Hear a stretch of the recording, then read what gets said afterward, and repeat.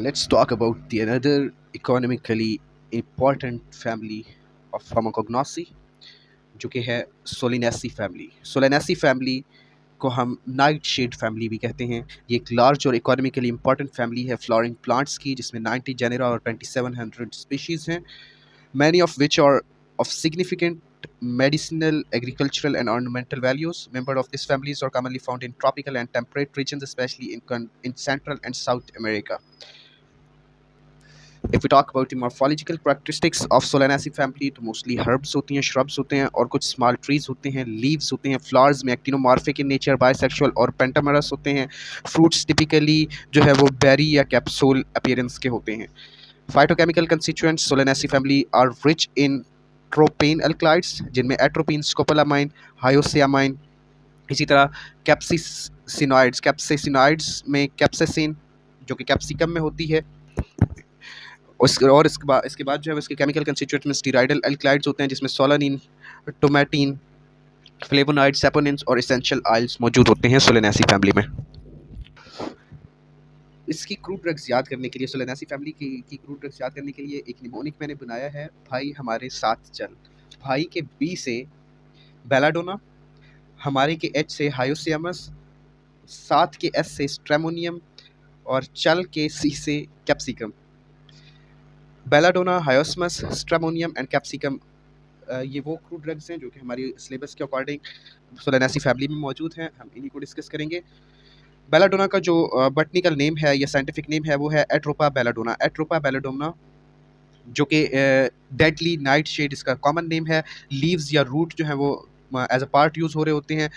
Tropane एल्कलाइड्स इसमें आ जाते हैं केमिकल कंस्टिट्यूएंट्स के तौर पे, जिसमें एट्रोपिन, हायोसियामाइन, स्कोपोलामाइन शामिल हैं।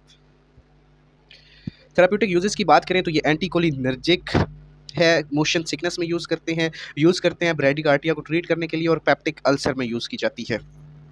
बेलाडोना ऐसी ड्रग है जो कि मोशन सिकनेस में एंटीकोलिनर्जिक के तौर पे, ब्रैडिकार्डिया को ट्रीट करने में और पेप्टिक अल्सर्स में इसको यूज़ किया जाता है। एक्शंस क्या हो गया? एंटीस्पाज्मोडिक है। मोशन सिकनेस में आप एज एन एंटीस्पाज्मोडिक दे सकते हैं कि मसल्स जो इनसाइड द मोटिलिटी को फैसिलिटेट कर रहे होते हैं। मेड्रियाटिक यानी कि प्यूपिल को डायलेट करती है, क्योंकि एट्रोपिन इसके कंस्टिट्यूएंट्स में शामिल होती है। उसके बाद एज अ सेडेटिव इसको यूज़ करते हैं। ब्रैडिकार्डिया को ट्रीट करती है, मतलब कि हार्ट रेट को बढ़ा रही होती है ये। एंटीकोलिनर्जिक है ना, एंटीकोलिनर्जिक जो है वो फाइट और फ्लाइट कंडीशन को प्रमोट कर रहे होते हैं, क्योंकि जो कोलिनर्जिक एगोनिस्ट होते हैं वो क्या करते हैं, वो बेसिकली रेस्ट कंडीशंस में होते हैं, और रेस्ट कंडीशन में आपका हार्ट रेट नॉर्मल होता है। लेकिन उसके उल्ट अगर कोई ड्रग देते हैं उसमें हार्ट रेट आपका बढ़ जाता है, जैसे कि एट्रोपिन ऐसी ड्रग है जिसमें हार्ट रेट आपका इंक्रीज हो जाता है। सेकंड ड्रग हायोसमस है। हायोसमस नाइगर इसका बोटेनिकल नेम है। हर्बेन इसको कॉमन नेम के तौर पे जाना जाता है। लीव्स और फ्लावरिंग टॉप इसके यूज़ होते हैं। हायोसामाइन और स्कोपोलामाइन, हायोसियामाइन और स्कोपोलामाइन इंस्टेड ऑफ एट्रोपिन, इसमें दो कंस्टिट्यूएंट हैं, हायोसामाइन एंड स्कोपोलामाइन। इन सेडेटिव एंड एंटीस्पाज्मोडिक प्रिपरेशंस में हम इसको यूज़ करते हैं, या प्री एनेस्थेटिक मेडिकेशन के तौर पे ये दी जाती है हायोसमस। तो हम ये कह सकते हैं कि इसका भी एंटीकोलिनर्जिक इफेक्ट है, और ये सीएनए डिप्रेसेंट है, क्योंकि प्री एनेस्थीसिया के तौर पे इसको प्रिस्क्राइब करते हैं डॉक्टर्स।